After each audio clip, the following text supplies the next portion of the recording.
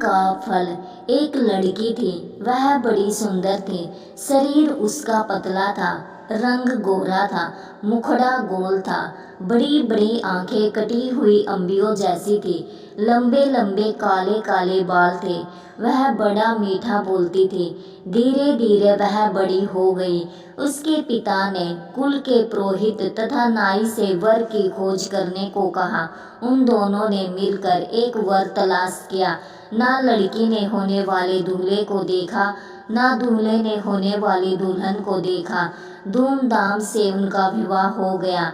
जब पहली बार लड़की ने पति को देखा तो उसकी बदसूरत शकल को देखकर वह बहुत दुखी हुई। इसके विपरीत लड़का सुंदर लड़की को देखकर फूला न समाया। रात होती तो लड़की की सास दूध औंटाकर उसमें गुड़ या शक्कर मिलाकर बहू को कटोरा थमा देती और कहती, जा अपने पति को पिला आ। पत्नी कटोरा हाथ में लेकर पति के पास जाती और बिना कुछ बोले चुपचाप खड़ी हो जाती। उसका पति दूध का कटोरा ले लेता और पी जाता। इस तरह कई दिन बीत गए। हर रोज ऐसे ही होता।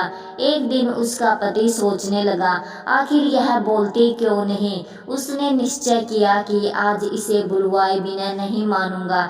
जब तक यह कहेगी नहीं कि लो दूध पी लो, तब तक मैं इसके हाथ से कटोरा नहीं लूंगा। उस दिन रात को जब वह दूध लेकर उसके पास खड़ी हुई तो वह चुपचाप लेटा रहा। उसने कटोरा नहीं थामा। पत्नी भी कटोरे को हाथ में पकड़े खड़ी रही, कुछ नहीं बोली। बेचारी सारी रात खड़ी रही, मगर उसने मुंह नहीं खोला। उस हठीले आदमी ने भी दूध का कटोरा नहीं लिया। सुबह होने को हुई तो पति ने सोचा, इस बेचारी ने मेरे लिए कितना कष्ट सहा है। यह मेरे साथ रहकर प्रसन्न नहीं है। इसे अपने पास रखना, इसके साथ घोर अन्याय करना है। इसके बाद वह उसे उसके मायके छोड़ आया। बेचारी वहाँ भी प्रसन्न कैसे रहती। वह मन ही मन घुटती। वह घुट घुट कर मरने लगी। उसे कोई बीमारी नहीं थी। वह बाहर से एकदम ठीक लगती थी। माता पिता को उसके विचित्र रोग की चिंता होने लगी। वे बहुत से वेदों और ज्योतिषियों के पास गए, लेकिन किसी की समझ में उसका रोग नहीं आया। अंत में एक बड़े ज्योतिषी ने लड़की के रंग रूप और चाल डाल को देखकर असली बात जान ली।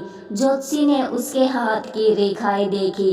ज्योतिषी ने बताया, बेटी पिछले जन्म में तूने जैसे कर्म किए थे, तुझे ठीक वैसा ही फल मिल रहा है। इसमें ना तेरा दोष है, ना तेरे पति का। तेरे पति ने पिछले जन्म में सफेद मोतियों का दान किया था और तूने ढेर सारे काले उड़द भिक्षा मांगने वालों की झोलियों में डाले थे। सफेद मोतियों के दान के फल से तेरे पति को सुंदर पत्नी मिली है और तुझे काले उड़दों जैसा बदसूरत आदमी मिला है।